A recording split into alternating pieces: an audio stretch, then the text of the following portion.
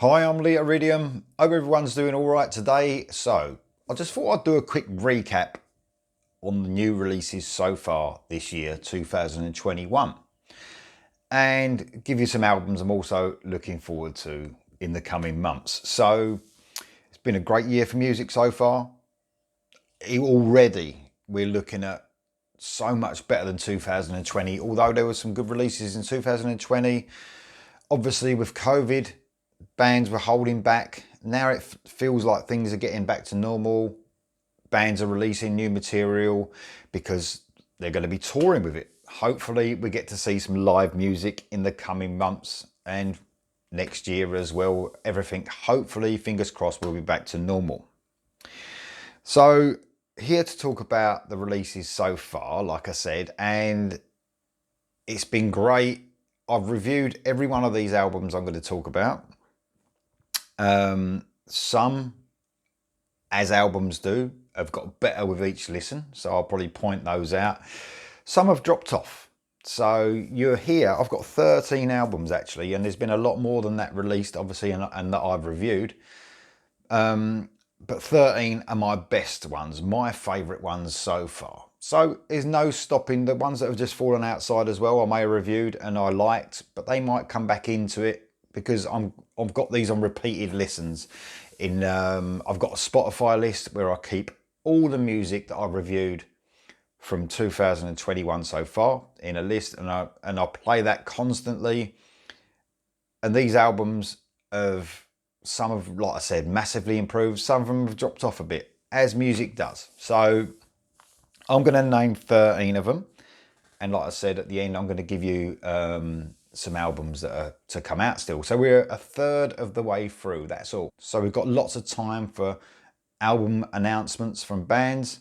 There's still loads of time in the year left, so I'm sure we're going to get some really good surprises as well as the year goes on. So when I finished recording the video, I realised I left an album out, Mason Hill, an Against the Wall album. Scottish band, amazing band. And I was gutted when I finished recording the video to thought that I'd missed this band. One of the best albums out this year so far. So there's 13 albums I'm just about to talk about. Mason Hill would definitely appear in this list in the top half, just to let you know before watching this video.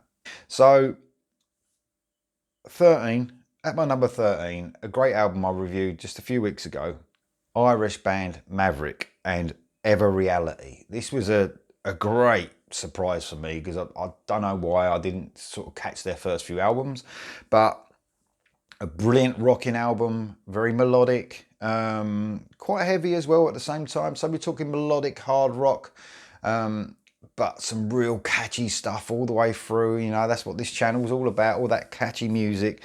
Bit gutted that I didn't hear these for a few years, but I've gone back and listened to their other albums and they're great as well.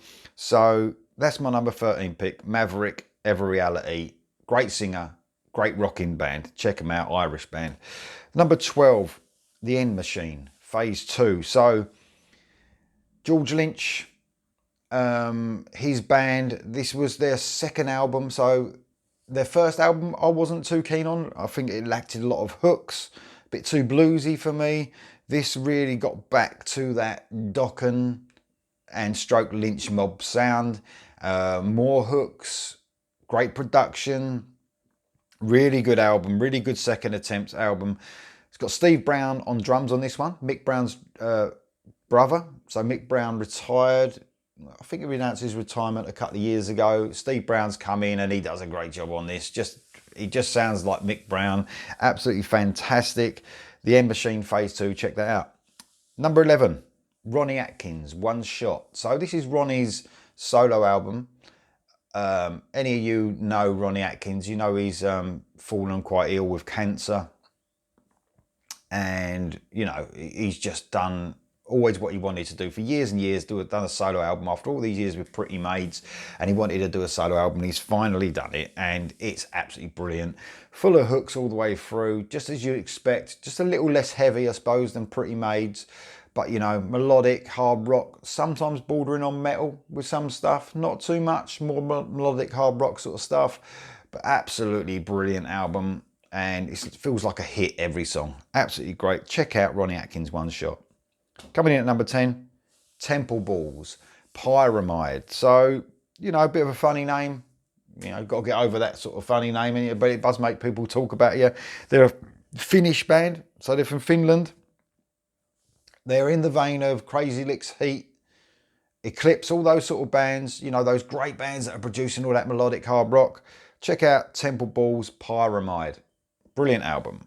Coming in at number 9, Accept, Too Mean to Die. So this has taken a little bit of stick, this album, from critics. I liked it from the get-go, but it's grown on me even more. I think this is one of them albums that people, they sort of want to have a dig at Accept a little bit, you know, because they sometimes sound similar on albums. Well, they do a little bit, like AC/DC do, you know, like a lot of our favourite bands do. You know it's Accept when you hear it. They try not to mess with the formula too much. It's there, but they make little slight changes. But I've always loved Accept, and this has grown on me, this album. So Accept, Too Mean to Die is number 9. Coming in at number 8, and this is a real grower, because I liked this when I heard it, and it's growing more and more, and I wouldn't be surprised if this goes up and up or more on my list. And it's a huge sounding album. The mix on this album is one of the best of the year. So if you're into your great sounding albums, it's really heavy. It's got some thumping bass and some great hooks. It's Wigwam, Never Say Die. Norwegian band. Now these had a long time off, and they've come back with this album, and it's probably my favourite album from them. Check it out, man. It is absolutely great, and it never fails to surprise me. When a song comes on in my car, one of these songs, and I've got my shuffle, it's on a shuffle, my 2021 list, so everyone gets a little go at it. And the sound that comes out, it's one of the best productions I've heard for a while. The mix is great. Wigwam, Never Say Die. Check it out. You'll love them. Coming in at number 7. This is probably the biggest surprise, as in coming up the list. I actually liked this album when it came out, and I thought it could drop off because some of their albums in the past did for me. I liked them at first. They dropped off. This one is growing and growing. It's easily their best album, and it's Inglorious, We Will Ride. This has got Nathan James on vocals. Brilliant vocalist. Doing some stuff with Michael Sweet and Joel Hoekstra soon in that project that Frontiers have put together. I think it's Frontiers. And this is fantastic. This has got classic written all over it. I think this is an album that in years to come, people will look back and it will be like a, I don't know, because you know with music now, with rock music, it's not going to sell millions. But I think this will be looked at as one of those classic albums. It's come from nowhere. I think people weren't expecting that much. I think the last couple of Inglorious albums weren't quite as good. And also the production and mix on this album is, again, it's just head and shoulders above a lot of the production these days. It's a huge sounding album, and it's got that real sort of timeless sort of feel to it. This one's really growing on me, and I didn't think it would. It's done the opposite of what I thought it would do. Inglorious, We Will Ride. Fantastic. Check it out. Coming in at number 6. Dirty Honey, self-titled album. This is one of the latest releases I reviewed. American band, classic rock.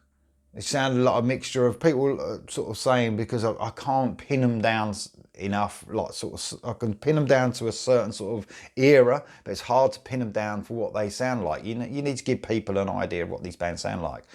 And I would say, someone said it's like they're a mixture of like Black Crowes and classic Aerosmith. I would agree with that. That's quite close. But there's so much more to them as well. They are absolutely brilliant. They've released this album. They've taken a bit of stick for it being like 29 minutes long, 8 tracks, because it's been a while since, they brought any stuff out. They brought an EP out, and then they've just brought this album. It's their first album. But you know what? What's your favourite era of music? Mine, I would probably, now is great. But 80s is where I grew up. I loved it. All those albums were 30 minutes long. They came and went and hit you. They hit you. And this is what this album does. It comes and goes, and it does you leave you wanting more, but in a good way. Dirty Honey, check it out. Self-titled album, number 6. Coming in at number 5. this is a surprise for me. And this is a great album. This is Witherfall and Curse of Autumn. This is easily their best album they've done for me. It seems to be more hooks on this than the other albums. They're a progressive metal, but not so progressive that you can't get into it. There's melodies all over the place. I love this album. It's produced by John Schaefer of Iced Earth, and it's got that sort of sound that Iced Earth have got when those guitar, them crunching riffs come in. I absolutely love this album. I can't get enough of it. Witherfall, Curse of Autumn. Coming at number 4, a British band. I love this album. The Treatment, Waiting for Good Luck. What a fun album, man. This is exactly what we need. This is rocking. It's melodic. It's got tinges of AC/DC slightly. Man, I'm not into blues, right? Not at all. But this band, they turn it on a couple of times in this. Check out Barman, the song Barman. It's so much fun, but at the same time, absolutely cool. It's one of the best songs I've ever heard. It is absolutely great, puts a smile on my face, but the whole album is absolutely fantastic. They are a great band. What a great singer as well. And they're British. The Treatment, Waiting for Good Luck. Coming at number 3, Joel Hoekstra's 13 and the Running Games album. So this was high up anyway when I thought about, a little while ago. This was at the top, near the top of my favourite albums of the year. It's still there, full of hooks. Russell Allen's voice, man. It just fits perfectly with this music. And you wouldn't have thought it was. He's got a real sort of roughness, Dio classic sound to his voice, but he's singing over these really melodic hard rock songs. And it fits perfectly. Everything about this band are great.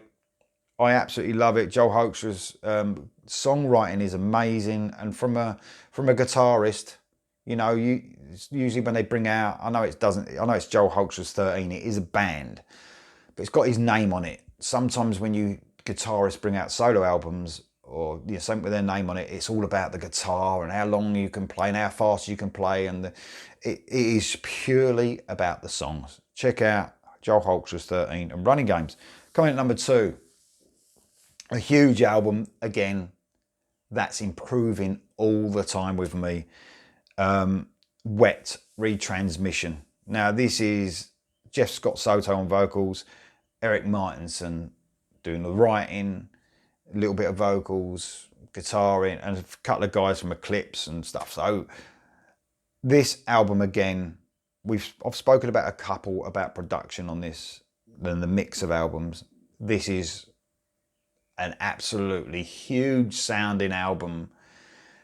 I can't believe how good this sounds, this album, and the songs are just amazing, and they are growing and growing and growing on me all the time. And you know what? I mean, everything Eric Martinson touches turns to gold. There's an Eclipse album going to be out hopefully this year, which might surpass this one. But this is just fantastic, what we're getting at the moment with this. Pure AOR melodic hard rock at its best. Check it out. Wet, Retransmission. And coming at number 1, I thought this was going to be the album of the year, and so far it's still there. And it's Todd La Torra's Rejoice in the Suffering. He's teamed up with Craig Blackwell, who's an old mate of his. He used to, play in bands when he was younger. Craig Blackwell is an amazing guitarist. And these guys have written one of the best metal albums in years. So you've got tinges of thrash in there. Not too much, not all the time. There's classic metal. Todd La Torra has got so many different sides to his voice. It's not just about his Queensryche voice. He just touches upon everything on this album, which gives you loads of variety, and it's another grower. It grows and grows because there's so much gone into it. So many different sides to Todd's voice. Craig Blackwell's amazing guitaring. And remember, these two guys did all the instruments on this. So Todd did the drums. Craig did the guitar. I think he done the bass. I'm not sure if that was Todd. It's just meant they both did the whole lot with a guest appearance here and there. But an absolutely amazing album. check it out if you haven't already. Todd the Tourers Rejoice in the Suffering is my number one so far this year, and that's so far. These could move and move because some of them are literally growing all the time, these albums. So, just a quick thing what we got to come. And these, there's lots more than this, by the way, but these are the ones I think that are going to make it onto this list. I would have thought in the months to come. By the end of the year, I might do a 6-month list, then a 9-month, then a 12-month, just to recap the whole year. But these are albums that I think will hit the list of the best albums. This one probably will. Todd Michael Hall. He's out of Riot 5, the band Riot 5, is the singer. He's got a solo album coming out called Sonic Healing on the 7th of May. He's brought out a couple of songs already. The first one was absolutely great. I haven't actually heard the second one yet. Check Todd Michael Hall out, Sonic Healing, 7th of May. 7th of May also, Artillery. Old, I think they're from the 80s, like a thrash band. They're so melodic, but so heavy at the same time. They've got their album X coming out on the 7th of May. The song, I reacted to a song a little while ago. It was absolutely fantastic. I was blown away. Check it out. That's the 7th of May. 14th of May, 2 releases. Sunbomb, Michael Sweet and Tracy Guns, Evil and Divine. 3 singles so far, all brilliant. Can't wait for the album. Also on the 14th of May, Robin McCauley, Standing on the Edge. 2 singles so far. Both of them are amazing. I thought the first one, after the first one, couldn't get any better. The second one topped it. 2 brilliant melodic hard rock songs. Can't wait for that. 28th of May, Blackberry Smoke, You Hear Georgia. Southern rock at its absolute best. If you like a bit of Skynyrd, classic Skynyrd, you will love Blackberry Smoke. They are fantastic. They never let me down. 28th of May. 4th of June, Flotsam and Jetsam, thrash metal band from the 80s, another one. And Blood in the Water is the album that's coming out. And they are a brilliant band. They sort of cross over from thrash sort of to heavy power metal, but the serious stuff, not the happy, cheesy stuff. We're talking serious metal here.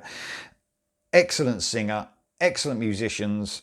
You know, one of them forgotten bands of the 80s, I suppose, but their last few albums have been fantastic. I can't wait till the 4th of June to hear the new one. 18th of June, Social Disorder, Love to Be Hated. What a brilliant project this is. So classic rock, sometimes bordering on heavy, well, they are heavy rock, classic heavy rock, I suppose you'd call it. An absolutely fantastic band. I've reacted to 2 singles so far. Check out the reaction playlist on my channel. Both of them are amazing songs. That is going to be one of the highlights of the year that could be right up there in my top 5 at least, I reckon. That's going on the first 2 songs I've heard. And the last one, 18th of June. Remember I said there's lots more. These are just the ones, the highlight. I'm pointing these ones out as the main ones. Helloween, self-titled album, coming out on the 18th of June. So they were like the inventors, if you like, of power metal or speed metal, whatever you want to call it. That European sort of metal you're talking about. German band, obviously huge in the 80s and the late 80s, and new album coming out with the 2 singles, or 1 single plus a B-side that appeared on YouTube. Reacted to both of them, by the way, are fantastic, harking back to that classic Helloween sound. Michael Kieske's back in the band, along with, I think is it Andy Derris? I think that's his name, who was the long-term Helloween singer since Michael Kiske left. And they're both on this album, sharing the vocals. I can't wait for that one. That's exciting because I don't, you know, are we going to hear the old Helloween? What I've heard so far is fantastic. Absolutely love it. Can't wait to check that one out. Helloween, self-titled album, 18th of June. Right, thanks for listening. What do you like out of this list that I've just said? Let me know in the comments below what you've checked out, what you think are your favourite albums for the year so far, because we're a third of the way through. And how good is it so far? Remember, there's albums that I haven't mentioned that are also good, that are just outside of this list. I couldn't put them all on, but they could even creep onto this list the more and more I listen to these albums. Thanks for listening. Check out all them albums that I told you in my list, and I'll see you next time.